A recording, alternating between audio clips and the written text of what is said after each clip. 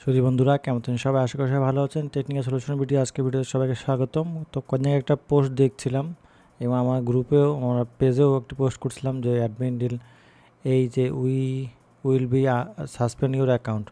তো এটা হলো কি স্পন্সর একটা অ্যাড, এটা একটা স্ক্যাম। কয়েকদিন একটা ভিডিও দিয়েছিলাম, দেখাই আপনাদেরকে। আপনাদের সবগুলোর জন্য জানাচ্ছি যে এইখানে কখনও যে আপিলে ক্লিক করবেন না। আপিলে ক্লিক করলে আপনার ইউজার নেম পাসওয়ার্ড চাবে।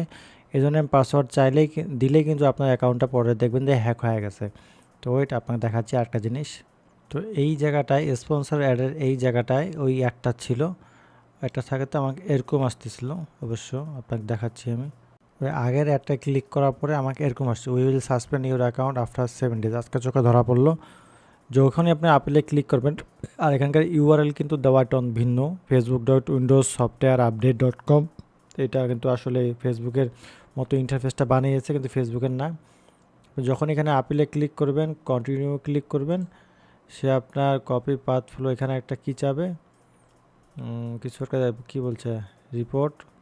কপি করে যখন কন্টিনিউ করবেন, আচ্ছা কপি করে যখন কন্টিনিউ করবেন বা ওপেন এক্সপ্লোরার কিছু দিতে চাবেন, আপনার আইডি কার্ড বানানোর কিছু তারা দিয়ে দেবেন ভেরিফাইয়ের জন্য, রিভিউর জন্য। কিন্তু সেক্ষেত্রে তাদের কাছে চলে যাবে এই জিনিসটি বলে আপনার আইডি কার্ডের ফটোকপি বা পরবর্তী ইউজার নেম পাসওয়ার্ড চাই, সেই ইউজার নেম পাসওয়ার্ড কিন্তু কোনো হ্যাকারের কাছে চলে যাবে। ভুলেও এটা করবেন না।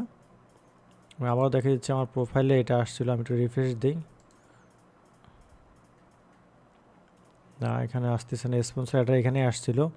হুবহু হুবহু যে এরকম যে মেসেজটি আছে, এই যে স্পন্সর লেখা, এই মেসেজটি আমার সামনে শো করছিল।